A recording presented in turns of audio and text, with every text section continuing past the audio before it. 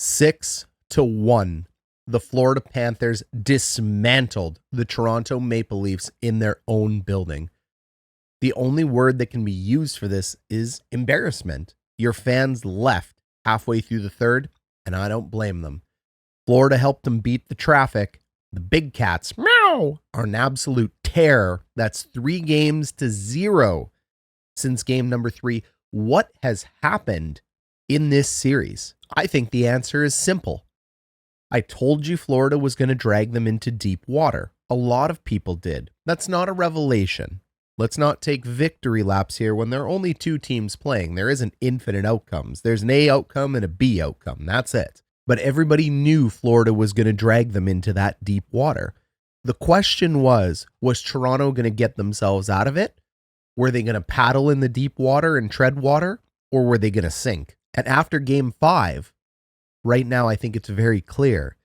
They're sinking and Florida is drowning them. Something changes in the playoffs, and the Florida Panthers just have what they call it. It is that factor that when everything hurts and everything is exhausting, you put it into the back of your mind and you take that extra step and you have that extra gear and you have that level of mental compete to get pucks defensively, offensively, and do all the things required to win.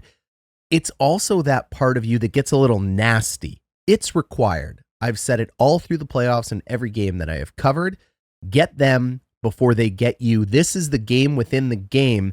And if you don't like it, because there is a small percentage, it isn't a large percentage, but there is a small percentage of people, especially in my comment box, that don't like that type of hockey. Well, I'm sorry. It exists. It's here. It's in the playoffs. And the players seem to be okay with it. And the league seems to be okay with it because it's never changed. It's always been here. And the criticalness isn't to ask for what you want or to wish it was something else that favors you.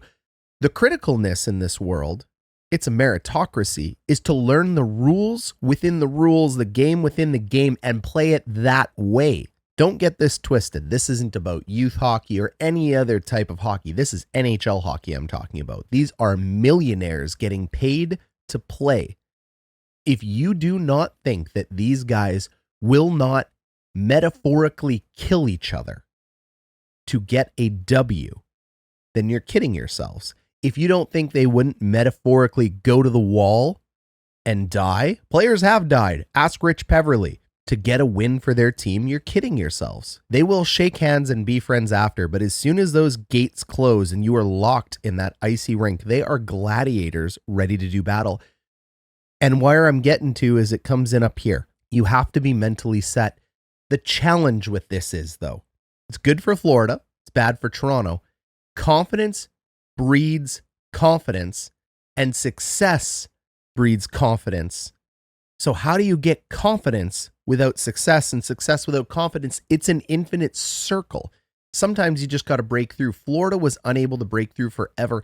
And before people go on their high horse about Florida, Tampa Bay, and Dallas being markets that have low taxes, yada, yada, these are markets outside of Brett Hull with a foot in the crease that had never won before. These weren't big-time markets cleaning up Stanley Cups.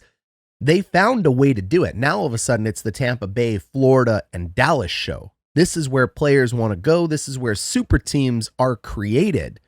And taxes matter, weather matters, media matters. It's all there, but it will flip. There have been opportunities, and I feel for the Leafs fans so much. There's a lot of people that like to dunk on them. I used to be one of those guys 5, 6, 7, 8 years ago. I don't know, a while ago. It's not funny anymore. I'm not a Leafs fan. I'm not a Big Cats fan. I'm a hockey fan. I really like seeing good hockey. It has been since '67 that the most dominant franchise financially, the Toronto Maple Leafs, with the biggest fan base. I have said this before on this channel. If I was ever given media rights to the NHL and I had 2 choices, the Toronto Maple Leafs or the rest of the league, every other team, I would take the Leafs. That's how many fans and cliques they have, and it is not because I'm a diehard fan, but because at the end of the day, business makes sense, and business is the Leafs if you're in the NHL. But this isn't the WWE. It's not scripted. It's not predetermined. You have to win, and they haven't won. So Florida wins, and Florida is on top. Florida is the Roman Reigns of the league right now, running over everybody. In the power rankings, I said they were going to be good because of that third line. That third line is unguardable and unstoppable. They are deep up and down the lineup. They will beat you up and they will hurt you to get what they want, and then they will put it in the back of the net because they are more skilled than you. That is the Florida Panthers right now. And the Toronto Maple Leafs are no pushover. They have a lot of talent. When we take a look at both these rosters, guys, they're both good rosters. When I go up and down the roster and look for winners, guys who played in the CHL, guys who played in the USHL, guys who played in college, in Finland and in Sweden, I don't see anything missing here. They have everything they need to win, and so do the Florida Panthers. So what's different?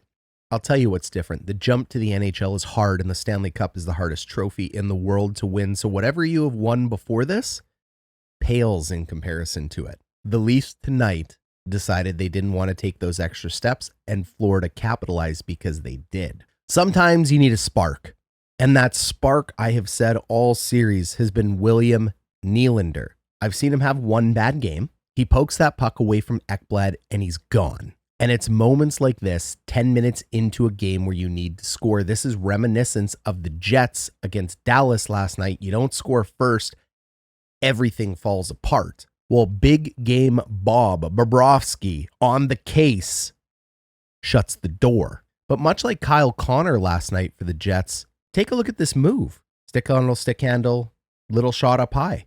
What is that? I'm sorry, I know he's a better goal scorer than I'll ever be, but that's not good enough. That doesn't have urgency to it. That's just taking a shot.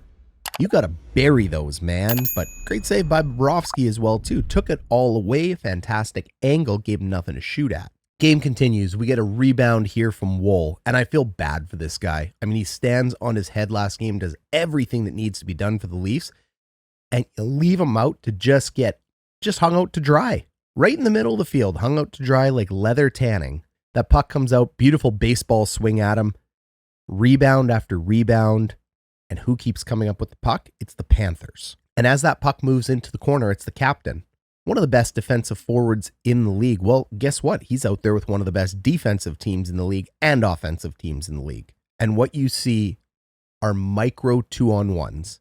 And these micro 2-on-1s are the result of hard work, are the result of guys who want the puck, a result of guys who are a little bit greasy, and guys who want to win. That 2-on-1, they automatically get on the right side of Auston Matthews. And right away, that 2-on-1 turns into a 3-on-2. But it's a passive 3-on-2. We got two guys here puck supporting. Go get the puck, ladies and gentlemen. But even still, from this position, it's the great Auston Matthews that is able to pick up the puck. One of the most skilled players in the NHL. And what are you going to do with it? You're going to give it up.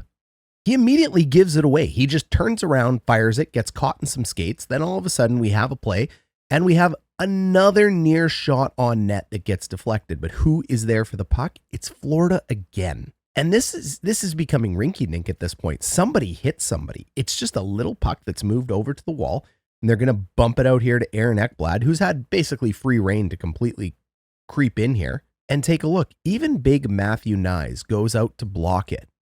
And there's no attempt from anyone here to even get physical on one of the most physical guys in Florida. No opportunity to finish a check. You're going to block a shot, look the other way. Too late, it's already in the back of the net. Even if you can't stop that puck from going in the back of the net, why are you not running through Aaron Ekblad? I don't know. You guys let me know down below in the comments. But fantastic goal by Florida. Puck hounds, dogs on a bone. And how many times have we shown this? That isn't the face of a man angry, ready to rally his team, is it? I don't think it is. That's the face of a man going, here we go again. Now, that's a bit of an unfair assumption, but what do we see here on the Leafs power play again? A 2-on-2. You should never have a 2-on-2 on the power play. You should always have 3, 4-on-2. Send them all. You need the puck. You have the power play. But no, it's a fantastic job by Florida there, even though the Leafs get it out and they get it to the point.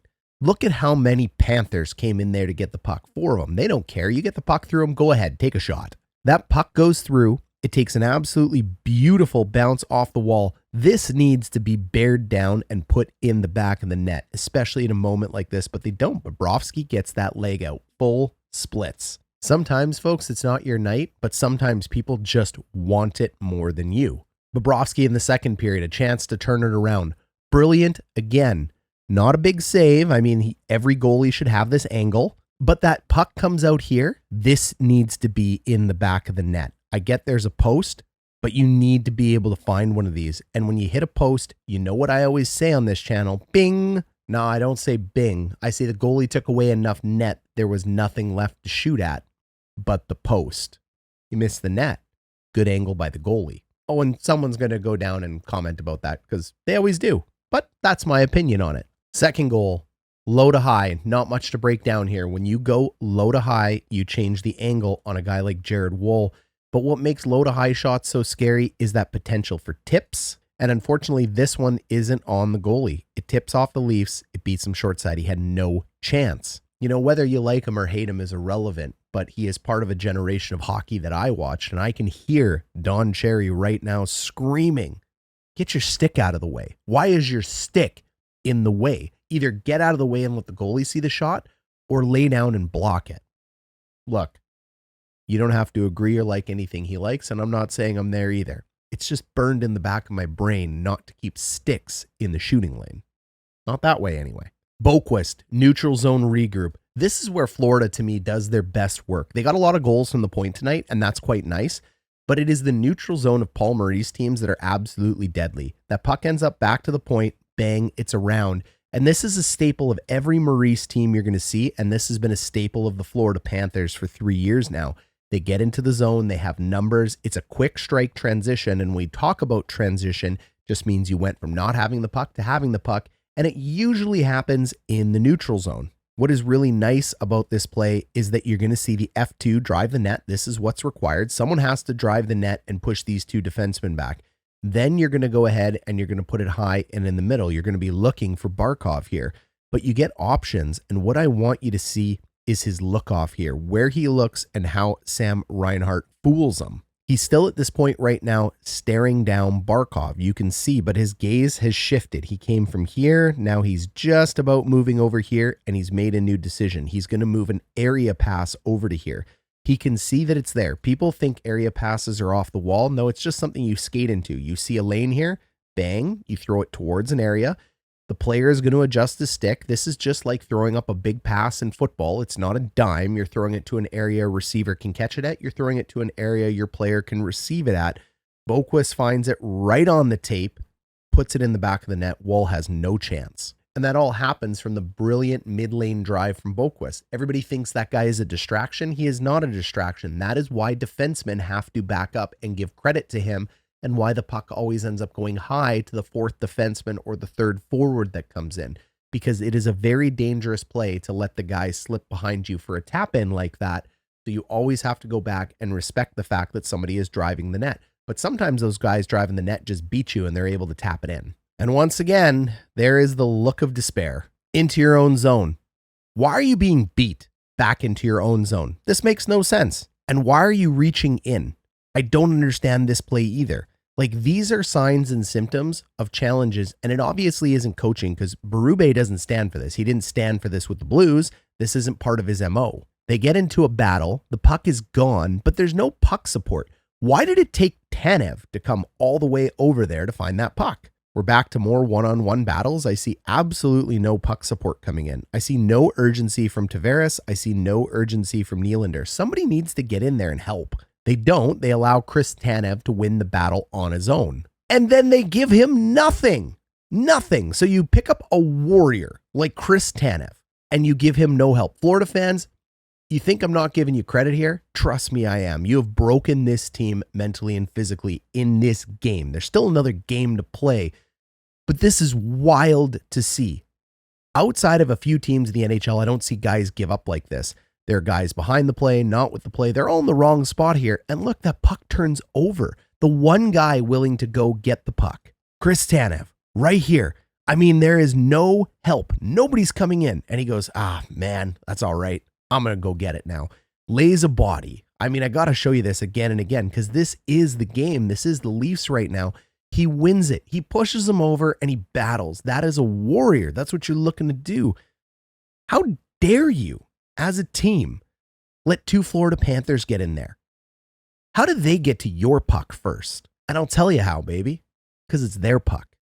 Schoolyard bullies. It's my puck. It's not your puck. You can visualize them just pushing you in the pushing circle right now. That's my puck. You're never getting near it. And if you do get near it, I'm going to take it from you. Oh, rules? Screw them. This is the playoffs. You can just see them doing it. So after the absolute worst turnover in playoff history, I have watched every playoff game. I haven't seen a turnover this bad. You move it out to the point, and Mikkola bangs it home. I mean, you've already changed it through. You've left your goalie completely out to dry. Boom, it's in the back of the net. And then just to add insult to injury, one of the only Leafs next to Tanev playing hard, McCabe takes one off the face and it goes in the net. Puck shot from the point, bang, right off the teeth. Falls out to the absolutely perfect position. Easy goal. You know, and I always have an interesting thought about these. It's the only sport in the world where they don't wear full face masks. I mean, in football, they don't have knives on their feet. They don't have a weapon in their hands, yet they wear a full face mask. In hockey, it's not about being tough about the full face mask. My question to my radar ears just always go up in a world where insurance costs and everything just continue to skyrocket. And you look at this and go, is that a worthwhile goal? Sometimes you do shoot head high. It's just part of the game. No teeth, no problem. Lost 5 myself. It's the way it goes, but you always wonder on those plays. Was that worth it? I don't know. Let me know down below. From there, Matt Murray takes the net. And there are going to be so many narratives pulled up in this in Leafland. They're going to talk about the fact that Stolarz was out. Well, you know what? Tough. It happened. You didn't get the call you wanted. It happens all over the league. Like literally to every team. The team I cheer for, 0 times has the league ever helped this out. Doesn't occur. Whatever you think the league or players or what should happen or what is righteous will not occur. The NHL is not just. The NHL is the Wild West. You win in the NHL through physicality, through hard play, and toughness sometimes means getting hit and getting up more than it means hitting somebody else. Now, you're not going to get up from a concussion. I get that. I'm not telling Stolarz to suck it up as a concussion. I'm not saying it wasn't a dirty hit. What I am saying is the Maple Leafs as a whole would need to do that. The Florida Panthers have pounded them into submission. By hook or crook is irrelevant. They are here to win, and that is the name of the game, winning. And they are one of the best teams ever to do it. It'll be interesting to see if they go back-to-back, but there's a hell of a road ahead of them because they have to win that ever-present 4th game. The 4th game is the hardest game to win in hockey. It has happened to the Leafs, guys. They have lost when they are up 3-1. Why can't they reverse that? Of course it can happen. There is hope. So Florida is going to have to come out and play very hard. They're going to have to get goals early. If not, the Leafs are going to have to channel their inner Montreal Canadiens and remember how pissed off they were when they got swept.